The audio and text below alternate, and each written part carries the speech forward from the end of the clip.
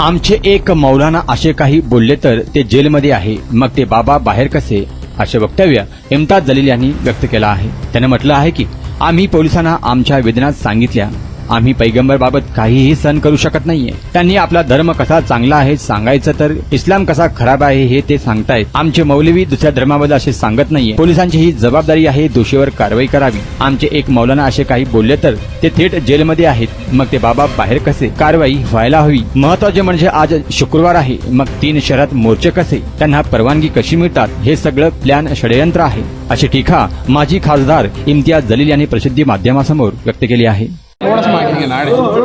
औरंगाबाद शहर के तमाम करام के साथ एक डेलीगेशन हमने पुलिस कमिश्नर साहब के पास गए और हमारी नाराज़गी का इजहार किए, हमारे गुस्से का इजहार किए और ये बताए हैं कि मुसलमान पूरी दुनिया में हर चीज़ बर्दाश्त कर सकता है, लेकिन अपने नबी करीम सल्लल्लाहु अलैहि वसल्लम prophet Muhammad peace be upon him, इनके ताल्लुक़ से किसी भी तरह की गुस्ताखी बर्दाश्त नहीं कर सकता है. और बार बार ये बातें सामने आ रही है, जिस खुले तौर के ऊपर ये जो अपने आप को महंत, महात्मा और गुरु कह रहे हैं, उन्होंने अपने प्रवचन के दौरान ये नहीं कहा कि उनके धर्म के अंदर क्या अच्छा है, बल्कि मुसलमानों का इस्लाम किस तरीके से ख़राब है करके ये प्रवचन वो दे रहे थे, जो उनका काम नहीं है. आप अपनी अच्छाइयाँ बताइएगा. इस मुल्क की खूबसूरती यही है कि इतने सारे जाति, धर्म और मज़हब के लोग रहते हैं. हमने कभी आपके धर्म के बारे में बोला नहीं है. मौलाना साहब ने कहा कि कोई एक ऐसा वाक़या बता दे कि जहाँ पर हमारे किसी मौलाना ने, कभी हमारे उलमाए दीन ने किसी दूसरे मज़हब के बारे में इस तरह की घटिया और घिनौनी बात कही है.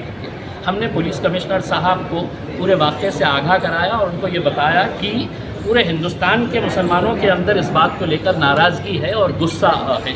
ऐसे हालात के अंदर कि पुलिस की, सरकार की, प्रशासन की जिम्मेदारी होती है कि वो जो भी दोषी आदमी है उसके ऊपर कार्रवाई होनी चाहिए. हमने एग्ज़ाम्पल दिया मौलाना सलमान अज़हरी साहब का कि जब उन्होंने कोई बयान दिया तो उनके ख़िलाफ़ पूरे हिंदुस्तान के अंदर है तो कितने सारे FIRs रजिस्टर हुए, और आज भी मौलाना साहब जेल में बंद है.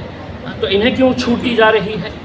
क्या इन्हें ये बोल कर किया जा रहा है कि नहीं आप कुछ भी बोलिएगा, हम आपको हाथ नहीं लगाएंगे करके? तो हमने साफ कहा है इसका कोई अंत नहीं होगा, इसका कोई एंड नहीं होगा. अगर इस मुल्क की खूबसूरती को अगर बरकरार रखना है तो ऐसे जो समाज के अंदर टेढ़ और दरारें और दीवारें पैदा करने का काम कर रहे हैं, उनके खिलाफ कार्रवाई होनी चाहिए. अब आप एक बात समझ लीजिएगा, आज जुमे का दिन है.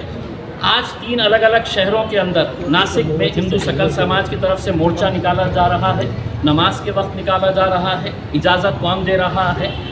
नंदुरबार के अंदर है तो आज जुमे के दिन नमाज के वक्त में आंदोलन किया जा रहा है, अमरावती के अंदर किया जा रहा है. तो ये इजाज़त कौन दे रहा है कि जुमे के दिन इस तरह के मामले को? हमने बांग्लादेश में अगर हिंदुओं पर अत्याचार हो रहा है तो ये बात समझ लेना कि वहाँ पर मुसलमानों के ऊपर भी अत्याचार हो रहा है. हमने दोनों ही हिंदुओं के ऊपर और मुसलमानों के ऊपर जो अत्याचार हो रहा है, हमने उसकी निंदा की है.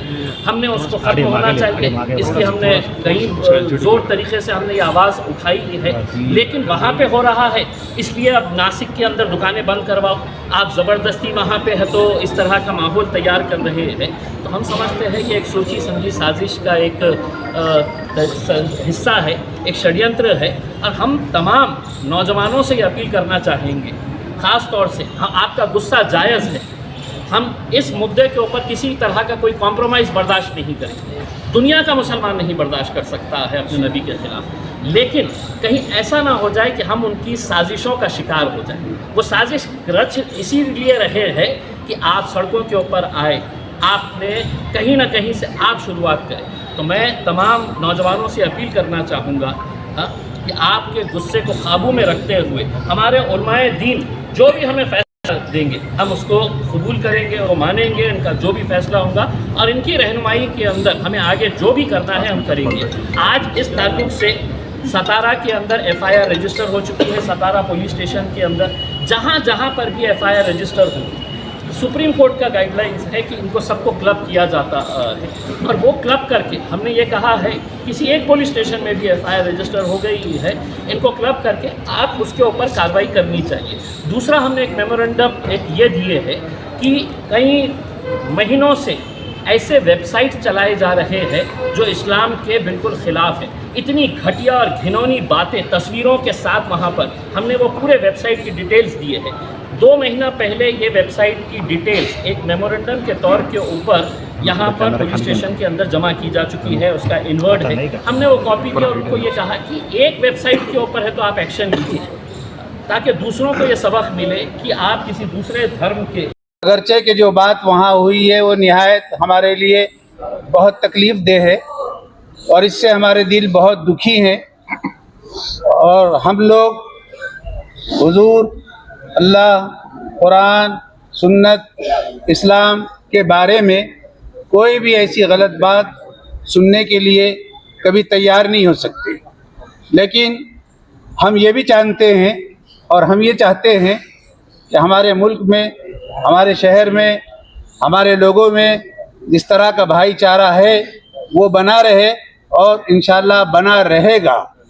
इसलिए मैं ख़ास तौर से हमारे उन नौजवान भाइयों से और लोगों से ये दरख्वास्त करता हूँ कि इस सिलसिले में सीपी साहब से बहुत तफसील से गुफ्तगू हुई है और जिस तरह की बात उन्होंने पॉजिटिव अंदाज की है, हम उन पर एतमाद करते हैं।